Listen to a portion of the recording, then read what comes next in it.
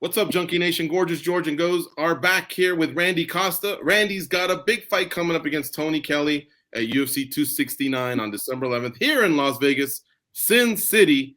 Another pay-per-view. What's going on, Randy? How are you?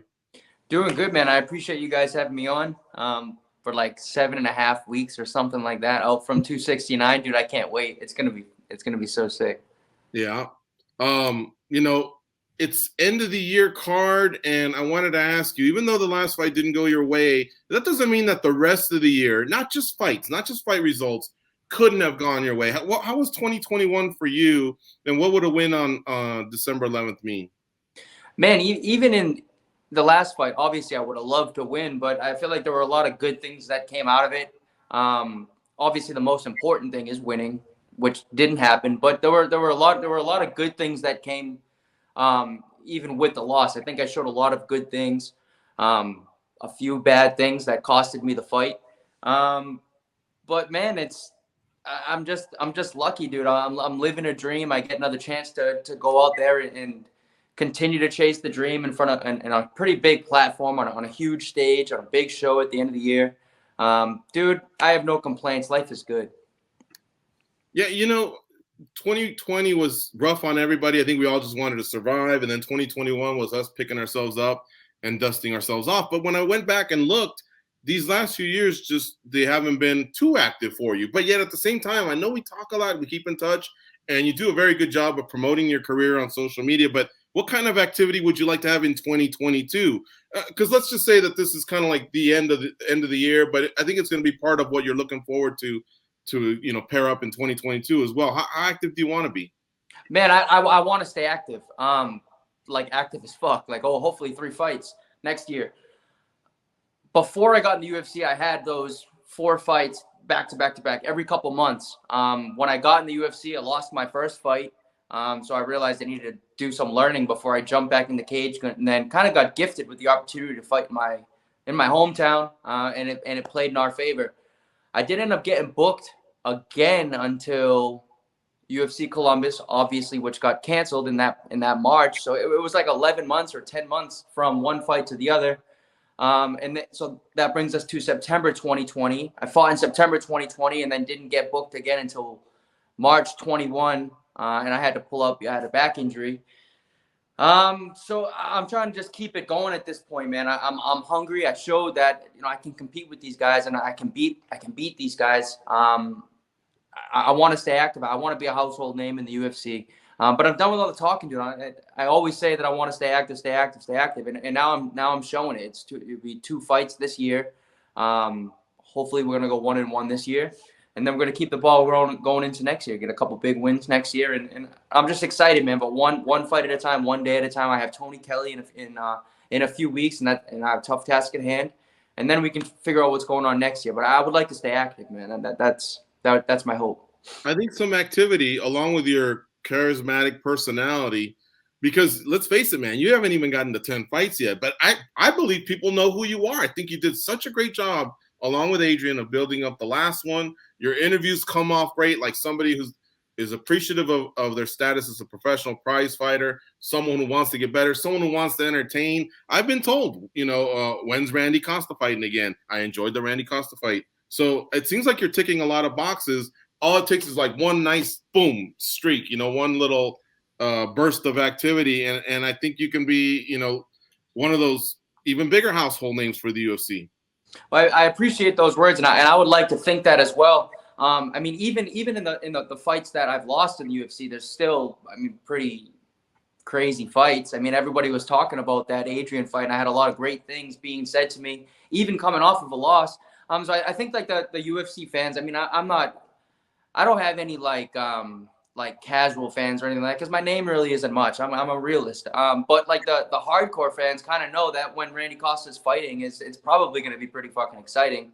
And I think the UFC probably recognized that too, because this card is no like throwaway card. UFC 269 is huge, and I'd like to think that they put me open in the card for a positive reason. Maybe they just want to get me out and get me in and out real quick. Who knows? But I would like to think that they're throwing me as first fight of the night to kick off the show with a bang. And as I've shown in the past, I'm gonna go out there and I'm just gonna throw everything with 100% and hopefully something lands.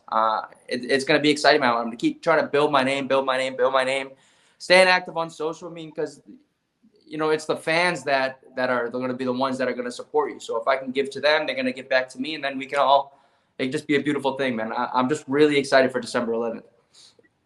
Randy, did you hear anything from the brass in that last fight? Because George is right.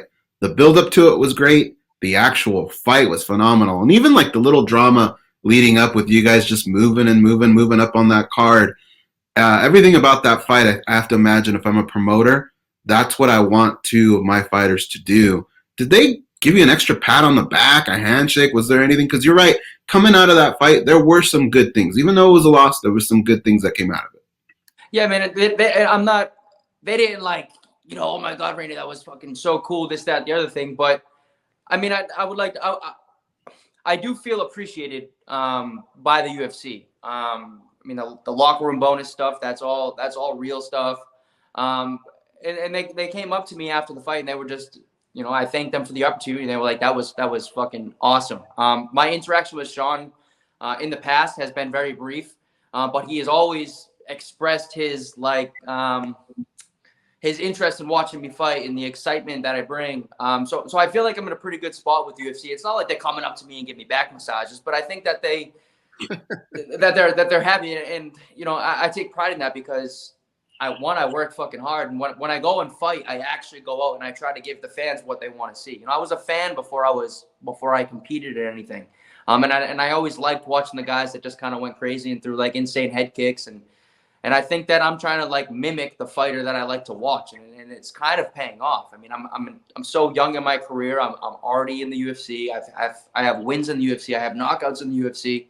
Everything's just kind of falling into place. Obviously, we got like a pretty big speed bump or bump in the road when Adrian caught me, but it is what it is, man. We're on to the next one, and I think that in that last fight, I showed that my ceiling is pretty high. So that if I can get things.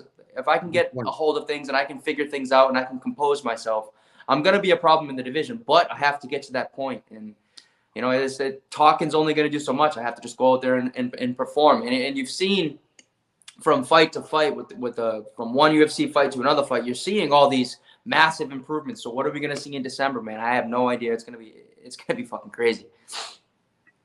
Has the fight already, like the major part of the fight, taken place? Because what I mean by that is whenever I see you or one of your teammates post a video of your training mat, I cannot believe the monsters that walk through that front door on a daily basis. There are no breaks for you. It seems like that's probably the worst part.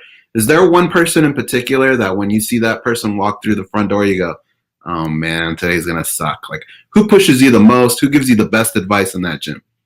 Man, there's really no like necessarily single person where I'm like, oh fuck. But one person at Sanford that I think that mixes two jobs really, really fucking well is Sean Soriano. Sean Soriano is a number one, a great friend, you know, training partner, teammate, all those other things. He's also a great fighter and he's a great coach. He's like a 3-in-1 deal.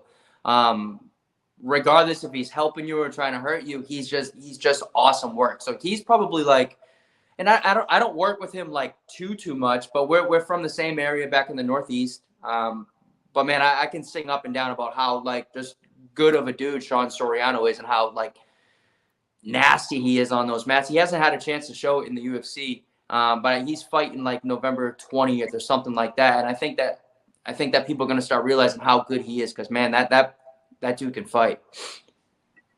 Well, I think you said it perfectly. I think what I was trying to tell you, you actually finally hit on it, and that's you have a high ceiling, and people recognize that. So let me tell you this. A lot of people don't know this, but I actually start the conversation off every week when I have to do the rankings for USA Today Sports and MMA Junkie. You don't know how many times I'll come across a name, and I have to remind myself, wow, they're already 4-0 in the UFC or 5-0, and I can barely remember the fight they just had, and maybe one before that because they may not speak English or they fight a lot on the international cards, or maybe I'm just so caught up on, you know, watching other sports. I just have to focus for a moment just to remember, you know, who we're talking about. Whereas, you know, Randy Costa, you make a mark every single time, you know, every single time you fight. So I think the UFC loves that.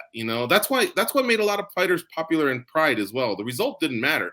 Did you compete at your best performance, and did you entertain? You know what I mean? And a lot of those fighters are still beloved to this day. Didn't matter what happened, in terms of getting their hand raised or not. But I realize you want to go home with 2 checks or 3 in the case of a bonus, but you definitely want to go home with 2 checks. So I would just say keep doing your thing. People are taking notice. I'm excited about your fight. I wish you guys were the first fight of the pay-per-view, but as long as they put you, somewhere. I mean, look, you guys are with ESPN. People are going to be watching regardless. So thank you as always for the time, Randy. It's always fun to talk to you. I'm glad you shook off that loss. It was a great fight to watch against Adrian Yanez. I have a feeling you guys will meet up again. He had a lot of respectful things to say about you when we interviewed him post-fight as well. So anyway, thanks as always for your time, and thanks for the interview today. I appreciate the love, guys. It means a lot. Yeah, about Adrian, man, this whole game is, for me at least, is built around respect.